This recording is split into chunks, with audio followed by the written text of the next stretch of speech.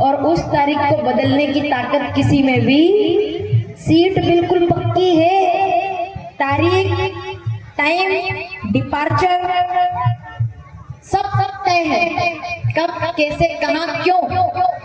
Ticket बिल्कुल RAC में नहीं है, वेटिंग में भी नहीं है, एकदम क्लियर, ट्रेवल गारंटी के साथ बिल्कुल क्लियर है एकदम, उसको कोई नहीं डाल सकता। और एक बात और है, समय से पहले कोई मार नहीं सकता और समय आ जाए तो कोई बचा नहीं सकता। ये तो बात बिल्कुल, आप चाहे करोड़पति हो कि लखपति हो कि रोड पर चलने वाला फकीर भिखारी हो कि टाटा बिरला हो, अगर मृत्यु आएगी तो सबको जाना पड़ेगा, क्योंकि आने के टिकट का पता नहीं पर जाने का तो कंफर्म है, उसमें कहीं कोई संदेह नहीं है। तो प्रहलाद जी कहते हैं कि मेरा टिकट अभी, मेरा स्टेशन अभी आया नहीं है, मैं जर्नी पर हूं, मैं यात्रा में हूँ, कोच बदल रहे हैं बस, बाकी सब बढ़िया है।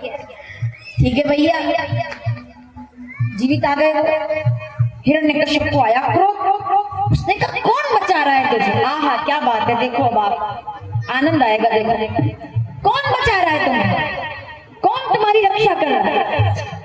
मैं तुम्हें इस खंबे से बांध दूंगा, लोहे के खंबे से, सोचो तुम्हारा क्या होगा। हिरण्यकश्यप की बात सुनी तो प्रहलाद पहली बार डर गए, अब तक डरे नहीं थे, अब डर गए। अरे भाई 8 साल का मासूम बच्चा है वो, क्यों नहीं डरेगा? डर गया, आंखें बंद कर ली, नारायण नारायण नारायण, आंखें खोली तो जो खंबा लाल था ना, गरम एकदम तप रहा था, उस पर चींटियां उतर रही थी लाइन से, छोटी छोटी चींटियां। तो प्रहलाद जोर जोर से हंसने लगे। हिरण्यकश्यप ने कहा पागल हो गया है, हंस रहा है मृत्यु सामने? तो प्रहलाद ने कहा कोई डर नहीं है। क्यों? क्योंकि जो भगवान इन चींटियों की रक्षा कर रहा है वो मेरी रक्षा भी जरूर करेंगे। दौड़ के गए और खंबे को गले लगा लिया, खंबा ठंडा चंदन के पेड़ जैसा। हिरण्यकश्यप ने कहा क्या तू जादू कर रहा है, तूने क्या किया बता? बोले जादू नहीं किया, इस खंबे के अंदर मेरा भगवान बैठा हुआ है, उनने मुझे गले लगाया। अच्छा तो इस खंबे में तेरा भगवान है? बोले हाँ इसमें मेरा भगवान है। हिरण्यकश्यप ने कहा अभी बताता हूँ, अब कहाँ भाग कर जाएगा। खंबे में आ गया, खंबे सहित यहीं पर चूर चूर कर दूंगा, क्योंकि मुझे तो कोई मार नहीं सकता। पर उसको पता नहीं है कि अभी ना तो दिन हो रही है ना रात, शाम का समय था, ना तो वो जेठ में था, ना बैसाख में था, ना चैत्र में था, ना फाल्गुन में था, ना कार्तिक में था, ना अश्विन में था, ना मार्गशीर्ष में था, ना माघ में था। क्या चल रहा था बताइए? अधिक मास, जिसको पुरुषोत्तम मास कहा जाता है। 3 साल में एक बार आता है, आप लोगों को पता होगा। 1 महीना बढ़ जाता है, 12 महीने नहीं होते, 13 महीने हो जाते हैं 3 साल में एक बार। अधिक मास चल रहा था, शाम का समय था। खंबे पर तलवार लेकर के जैसे ही दौड़ा, खंबे के अंदर भयंकर गर्जना हुई और कुछ नर कुछ सिंह सा प्रगटा रूप विशाल, खंबा फाड़ करके नरसिंह भगवान प्रकट हो गए। बोलिए नरसिंह भगवान की। हिरण्यकश्यप को पकड़ा, ना घर के अंदर मरू ना बाहर, चल उसे देहरी पर लेकर के आए। इसीलिए शाम के समय कभी घर की देहरी पर बैठना नहीं चाहिए। देहरी मतलब जानते हो? जो जगह होती है ना अंदर ना बाहर, दरवाजे के ठीक नीचे, वो वाली जगह जो ना अंदर में आती है ना बाहर में, जाके बस दीपक लगाना चाहिए, शाम को बैठना नहीं चाहिए।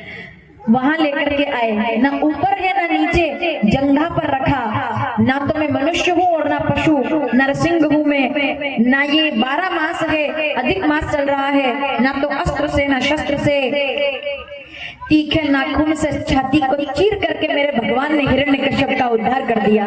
बोलिए नारायण भगवान की। हाथ में खून लगा हुआ, सब थर थर कांप रहे। किसकी हिम्मत है जो जाए पास में? हाई अलर्ट, कोई नहीं जा रहा। ब्रह्मा जी से कहा किसी ने आप जाके मनाओ, ब्रह्मा जी ने कहा रहने दो, अपना तो दूर से नमस्कार बढ़िया, बुढ़ापे में जाकर रिस्क नहीं लेना, मैं कहा जाऊं वहां पर। देवराजेंद्र से कहा आप जाकर मनाओ। देवराजेंद्र कहते ऐसे केस में मैं बहुत पीछे रहता हूँ, रिस्क में। किसी ने नारद जी से कहा आप तो भगत जी हो, आप जाओ। नारद जी कहते हैं नारायण नारायण। अगर विश्व मोहिनी वाला प्रसंग याद आ गया इनको कि मैंने शादी करने के लिए इनको श्राप दिया था, तो सबसे पहला नंबर मेरा ही लगेगा आज ना। अपना रिकॉर्ड इतना अच्छा नहीं भैया, हम नहीं जाएंगे। लक्ष्मी जी से कहा कि तो नारायण है, आप जाओ। लक्ष्मी जी कहती ये मेरे नारायण नहीं है भैया। खतरनाक रूप, कोई नहीं जा रहा माताओं। तब वो 8 साल का बच्चा दौड़ा और दौड़कर भगवान के पैर पकड़ लिए। भगवान ने दहाड़ लगाई तो वो डरा नहीं। फिर पूछा किसी ने क्यों नहीं डरे? बोले जब डरता था तब तो इनको याद करता था, इनसे क्या डरना, इनका नाम लेकर डर दूर हो जाता है, अभय दे देते हैं ये। इतना सुना, नारायण भगवान मुस्कुरा दिए और नरसिंह भगवान ने प्रहलाद के सिर पर हाथ रख दिया। बोलिए नारायण भगवान की। और भगवान की आंखों में आंसू आ गए। भगवान रोकर कहते हैं, बेटा प्रहलाद, मेरे बच्चे, तूने मुझे बुलाने में देर नहीं की, कोई कमी नहीं रखी। तू मेरे लिए समुद्र में कूद गया, अपने पिता से भिड़ गया। मेरे बच्चे, तूने तो बुलाने में देर नहीं की, लेकिन अगर मैंने आने में देर कर दी हो तो बेटा मुझे क्षमा कर देना, मैं तुझसे क्षमा मतलब थोड़ी देर पहले जो गर्जना कर रहे थे वो उस बच्चे से क्षमा मांग रहे हैं। मांगो, क्या मांगते हो? तो प्रहलाद ने क्या मांगा, जल्दी बताइए माता। प्रहलाद ने क्या मांगा? एक ही नाम, सुबह शाम रात दिन, केवल एक ही चीज मेरे साथ रहे। क्या साथ रहे? अब मैं तो भूल गई, आप मुझे बताओ, ऐसा कौन सा नाम याद रहे जो तोता बोल रहा था? मैंने तो बचपन से वही सुना है, बताइए, मुझे थोड़ी याद आ रहा, आप बताओ क्या मांगा? नारायण नारायण हरि हरि, जय जय नारायण नारायण हरि हरि। नाचने लगा प्रहलाद। नरसिंह भगवान ने कृपा कर दी, बार बार प्रार्थना करने लगा। और जैसे प्रार्थना करती सब बड़े मगन हो गए, बार बार प्रार्थना करके। और हाँ, मुझे केवल आप चाहिए, आसरा इस जहां का मिले ना मिले, मुझको तेरा सहारा सदा। गाओगे मेरे साथ? चलो थोड़ा सा गा लेते हैं। प्रहलाद ने प्रार्थना करके कहा, प्रभु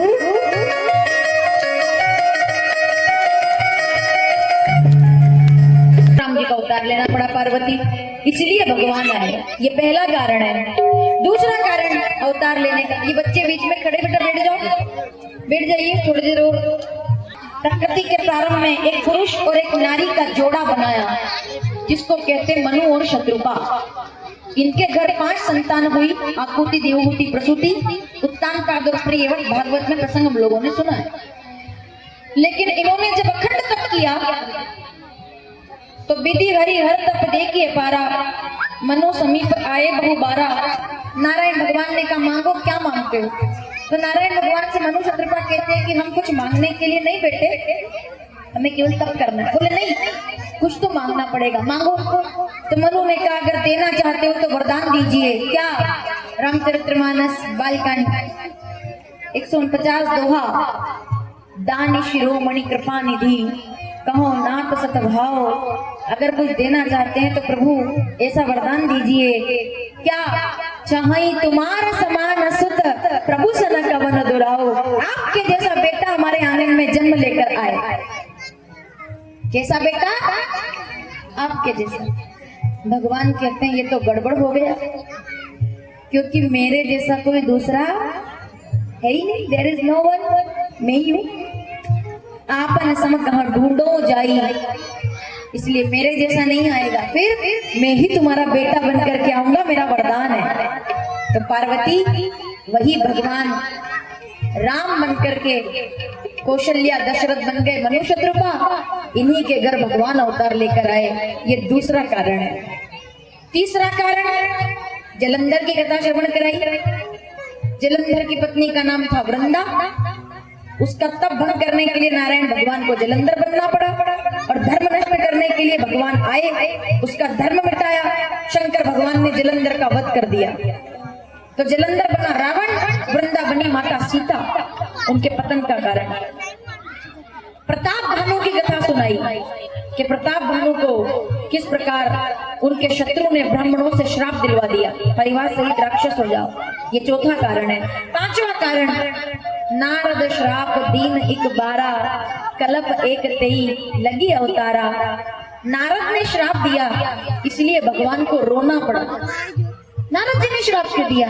वो तो मेरे गुरुजी है, मैं गुरुजी श्राप क्यों देंगे? गुरुजी श्राप देते हैं क्या? वो तो नारायण नारायण कहते हैं। अरे तुम्हारे गुरुजी को भी शादी करने की इच्छा हो गई थी एक बार, इसलिए उन्होंने श्राप दे दिया। तो मुझे सुनाइए, ये कथा तो मैं जरूर सुनूंगी। सुनो पार्वती, एक बार बाबा कहते हैं,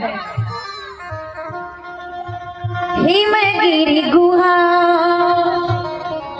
एक अति पावन, गंगा नदी के तट पर कैलाश में हिमाचल में एक गुफा थी, जिसमें नारद जी महाराज एक बार घूमते घूमते गए और बैठ गए। नारद जी को श्राप था कि 2 घड़ी से ज्यादा कहीं टिक नहीं सकते, लेकिन वहां टिक गए। अच्छा, श्राप क्यों था इनको आपको पता है?